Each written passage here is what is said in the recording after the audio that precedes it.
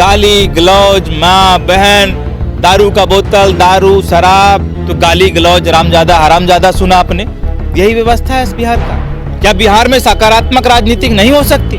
पक्ष तो अपना काम कर ही रहा था, तो विपक्ष भी अलग भूमिका निभा रहा। विपक्ष भी रामजादा हरामजादा, मुलेजादा दोनों मिलकर किस प्रकार से बिहार की जनता को बेवकूफ बना रही है।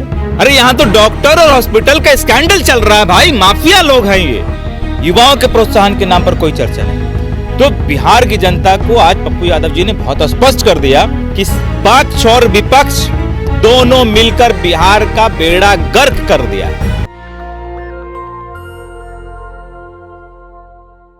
नमस्कार, नेशनल दस्तक में आपका स्वागत है। मैं हूं पंकज मल्लिक।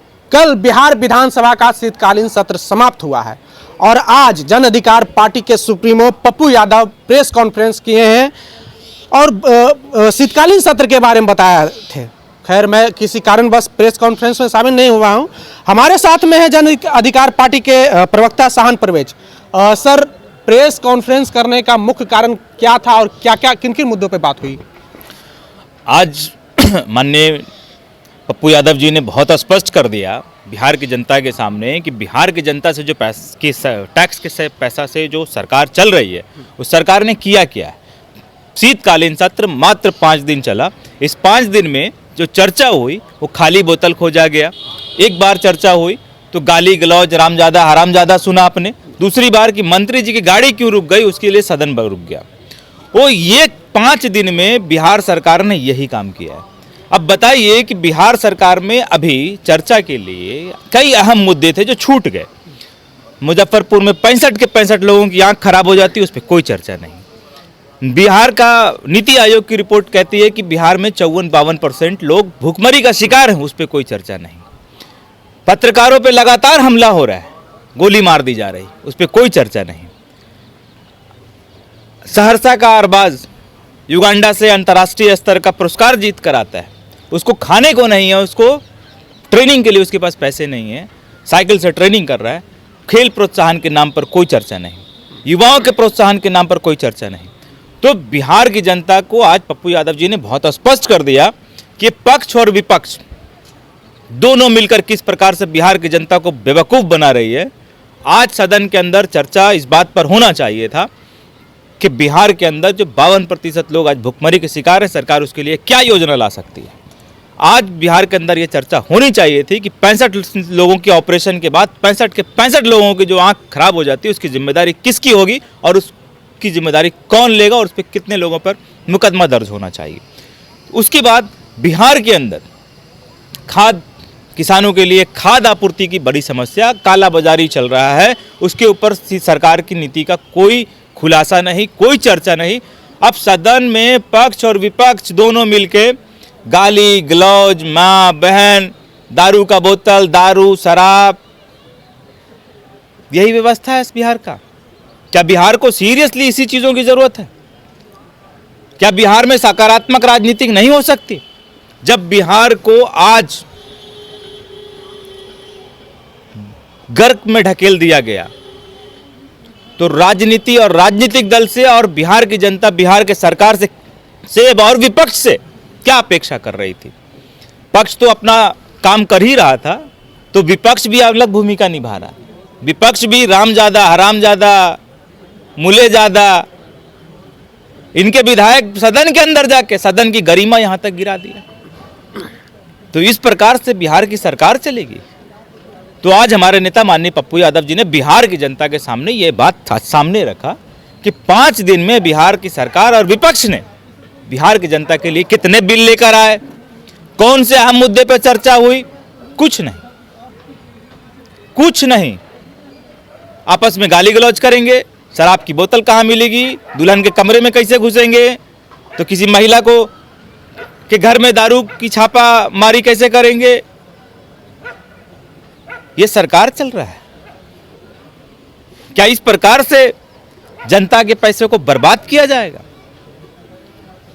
और हमारे नेता माननीय पप्पू यादव जी ने स्पष्ट किया है कि पक्ष और विपक्ष दोनों मिलकर बिहार का बेड़ा गर्क कर दिया है और कर रहा है। सर मेरा सवाल ये है कि मुख्यमंत्री नीतीश कुमार कहते हैं कि नहीं किसी को बचाते हैं नहीं किसी को फंसाते हैं, कोई गड़बड़ी करेगा तो पकड़ा जाएगा। आप मुजफ्फरपुर का घटना का जिक्र किए हैं, मुजफ्फरपुर में भी कार्रवाई हुई है, ऐसी बात नहीं है। देखिए, सबसे पहली बात तो कि मुख्यमंत्री जी को समझना पड़ेगा कि जब आपके आंख में एक फतिंगा भी फड़फड़ा गया तो आप सीधे दिल्ली एम्स और डॉक्टर की पूरी बड़ी कमेटी और बड़ी टीम आपका आंख का ऑपरेशन करेगा, मगर इस गरीब के आंख का ऑपरेशन कैसे हुआ इसकी जिम्मेदारी कोई नहीं ले सकता।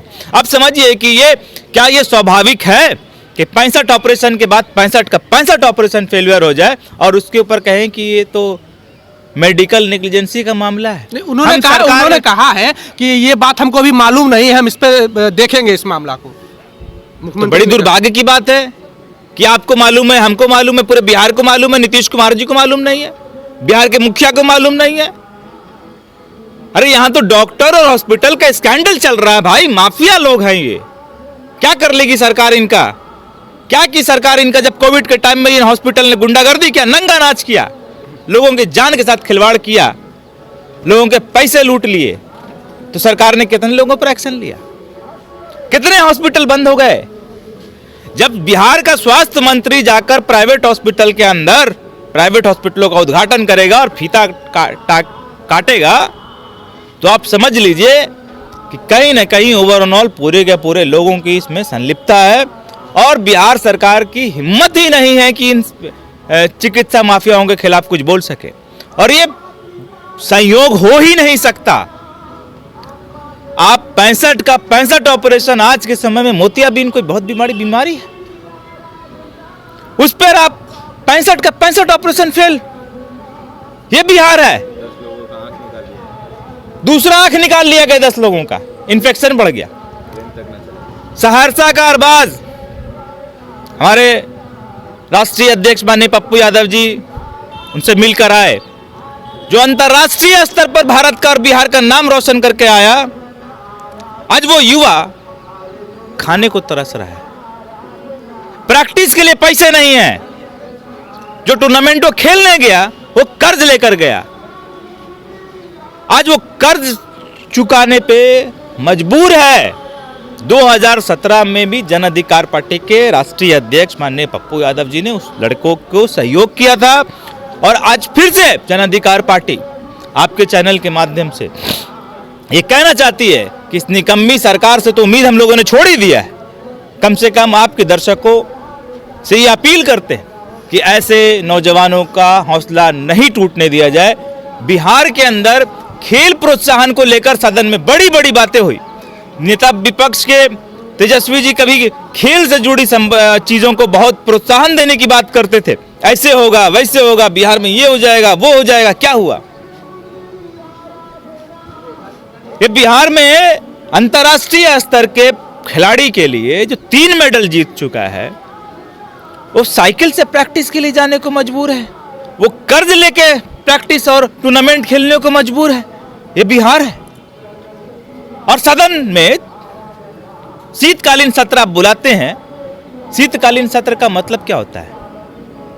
बिहार के जनता के लिए दरवाजे खोले जाएंगे, संभावनाएं बढ़ाई जाएगी, अवसर दिए जाएंगे, जनता के हित की बातें होगी। कौन सी हित की बात हुई? किस प्रकार का सदन चला?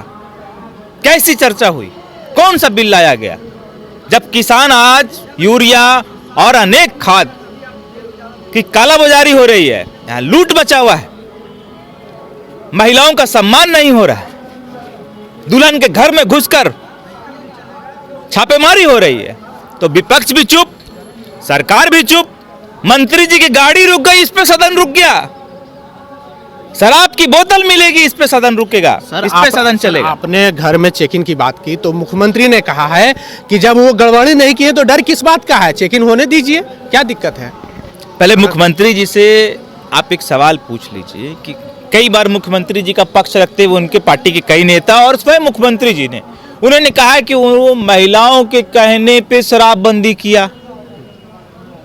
तुम मंत्री जी, दुल्हन तो महिला थी ना, तो स्वयं तो शराब नहीं पीती होगी, तो आप कम से कम महिलाओं के कहने पे जो शराबबंदी कानून लेकर आए, तो फिर दुल्हन के रूम में जाकर बिना लेडीज कांस्टेबल के अब छापेमारी करेंगे? और अगर उसने पी थी, क्या आपकी पुलिस महकमे जिस प्रकार से वहां पे हरकत की है, बिना लेडीज कांस्टेबल के किसी घर में, किसी दुल्हन के घर में घुसने का अधिकार आपको किसने दिया है? अगर उसने शराब का सेवन किया भी है तो भी लॉ एंड ऑर्डर फेल हो गया। आए दिन बिहार में पत्रकारों की हत्या, आपको याद होगा ना, अभी एक बच्चा, एक नौजवान होनहार पत्रकार, 22 साल का पत्रकार जो हॉस्पिटल को एक्सपोज कर रहा था, हॉस्पिटल के लूट को एक्सपोज कर रहा था, माफियाओं ने उसको जिंदा जला दिया। बिहार की सरकार कान में जूं तक नहीं रहेंगी। आज विपक्ष तो गूंगा हो ही गया है। अगर कोई पत्रकार सच्चाई सामने रखने की कोशिश भी कर रहा है, उसके ऊपर गोलियां चला दी जा रही, जिंदा जला दिया जा रहा है। यह बिहार है। और सदन में चर्चा किन मामलों पर हो रही है? यह बिहार का दुर्भाग्य है। यह बिहार के लिए बदकिस्मती का समय है। सर, आपने नीति आयोग पे की बात की। नीति आयोग पे तो मुख्यमंत्री ने सीधे कह दिया कि हमने ये रिपोर्ट नहीं देखी है, हमको मालूम नहीं है।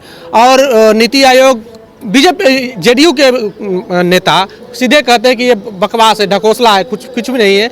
और मुख्यमंत्री से इस मसले पर बहुत बार सवाल पूछा गया है, तो उनको सिर्फ यही कहना है कि जो मेरे खिलाफ बोलते हैं वो सिर्फ पब्लिसिटी पाने के लिए बोलते हैं, उनको राजनीति से कोई मतलब, उनको राजनीति का कख भी नहीं आता। देखिए, सारा राजनीति का ज्ञान उन्हीं को है, बड़ी महान व्यक्ति हैं ये इस पे हम लोग चर्चा नहीं करेंगे। मगर नीति आयोग की रिपोर्ट अगर गलत है तो ये पूछ लीजिए केंद्र सरकार से। आप केंद्र सरकार के साथ सत्ता चला रहे हैं भाई, पूछिए केंद्र सरकार से कि नीति आयोग की रिपोर्ट में बिहार को इतना नीचे का स्थान कैसे दिया गया। आप क्यों नहीं पूछे? और जो सच्ची रिपोर्ट है, जो सही रिपोर्ट है, वो लेकर आइए। मगर नीति आयोग की रिपोर्ट भी अगर गलत है तो इस बेसिस पे गलत नहीं हो सकती कि वहां 52% लोग भुखमरी का शिकार हैं। हम ऐसा मानते हैं कि यहाँ पे 60% से ज्यादा लोग भुखमरी का शिकार हैं। अब पूछिए नीतीश कुमार जी से कि जो आप लॉकडाउन में जब प्रवासी मजदूर बिहार का वापस आया, कितना मजदूर वापस आया और कितना मजदूर को आपने बिहार में अवसर दिया, नौकरी दिया, और कितना मजदूर का भी लालन पालन कैसे चल रहा है, कभी आपने जानने की भी कोशिश की है? आप तो उस टाइम बहुत बड़ा बड़ा बात बोल के निकल गए। बिहार में अवसर दिया जाएगा, बिहार में अवसर प्रदान किया जाएगा। आज 2 साल बीतने को है, लोग कैसे जी रहा है? कभी सोचा भी है आपने? नीति आयोग की रिपोर्ट 52% की गलत है, नीति आयोग की रिपोर्ट 60% से अधिक है। मेरा आखिरी सवाल है सर, एक बीजेपी विधायक है, एकमात्र आदिवासी विधायक जो कि बिहार में है, कटोरिया से विधायक है, निक्की हेम्ब्रम, उन्होंने एनडीए के बैठक में अपनी समस्याओं का समाधान पर कुछ चर्चा किया। तो मुख्यमंत्री ने कहा कि आप एक आपत्तिजनक टिप्पणी की, और वो मीडिया में आकर के बोली कि आपत्तिजनक मेरे ऊपर मुख्यमंत्री टिप्पणी की। फिर अब वो अपने बात से मुकर गई, कही कि नहीं वो मेरे गार्जियन स्वरूप हैं, वो हमें गाइड करेंगे। इसको आप कैसे देखते हैं? देखिए, बिहार में एकमात्र आदिवासी महिला विधायक के साथ अगर महिला विधायक को ये सामने आकर ये कहना पड़ रहा है कि वो असहज महसूस कर रही हैं मंत्रिमंडल की बैठक में, दल की बैठक में अगर कोई महिला असहज महसूस कर रही हैं, तो कहीं ना कहीं कुछ ना कुछ मामला जरूर है। और बाद में उनके ऊपर दबाव बनाकर मामले को दबाने की कोशिश की जा रही है। हम तो इसको इतना ही मानते हैं कि आज भी ये सरकार जो महिला सम्मान की बात कर रही है, महिलाओं के अधिकार की बात कर रही है, उनके स्वयं दल के आदिवासी महिला को अगर ये सामने अगर कहना पड़ रहा है कि मुख्यमंत्री जी के भाषा से, रवैये से वो असहज महसूस कर रही है, तो इसमें तो आपका चरित्र दिख गया। नहीं, वो आप कितना महिला के प्रति आपका सम्मान है। ये विपक्ष की या कोई दूसरी दल की या कोई गांव की, कोई सड़क की महिला ने आरोप नहीं लगाया। ये आपके सहयोगी दल की महिला ने ये आरोप लगाया जबकि सामने आकर, हमने भी वीडियो देखा है, उस समय उन्होंने सामने आकर ये बात कहा है कि कुछ इस प्रकार की भाषा का प्रयोग मुख्यमंत्री जी ने हमारे साथ किया जिससे मैं असहज हूं और मैं अपने पार्टी के ऊपर छोड़ती हूं कि पार्टी इसका क्या फैसला ले। तो कहीं ना कहीं मामला था। तो बिहार के अंदर आज महिलाओं की क्या सम्मान है, क्या इज्जत है, वो उनके दल की महिला ने सामने आकर एक्सपोज किया। अब इसको दबाने की कोशिश की जा रही है, इससे ज्यादा ये मामला कुछ नहीं। तो ये थे जन अधिकार पार्टी के प्रवक्ता शाहन परवेज। इनका सीधे सीधे तौर पे कहना है कि ये जो सरकार है, जो शीतकालीन सत्र चला है, उसमें कोई मुद्दे की बात नहीं हुई है बिहार से, बिहार की विकास की बात नहीं हुई है। विकास का पैमाना क्या होगा मुख्यमंत्री तय करें। आपको हमारा रिपोर्ट कैसा लगा, आप हमें कमेंट बॉक्स में अपनी प्रतिक्रिया जरूर दें। अगर आप यूट्यूब चैनल पर देख रहे हैं तो चैनल को सब्सक्राइब कर लें, फेसबुक पेज पर देख रहे हैं तो पेज को लाइक कर लें। मिलते हैं अगले वीडियो में। जय भीम, जय भारत। नेशनल दस्तक की आपसे गुजारिश है कि अगर इसको बचाना चाहते हैं तो नेशनल दस्तक को सब्सक्राइब करने के लिए रेड कलर के सब्सक्राइब बटन को दबाएं, फिर बेल आइकन की घंटी दबाएं। नेशनल दस्तक को बचाने के लिए बहुत जरूरी है कि हर खबर को शेयर करें, लाइक करें, कमेंट जरूर करें।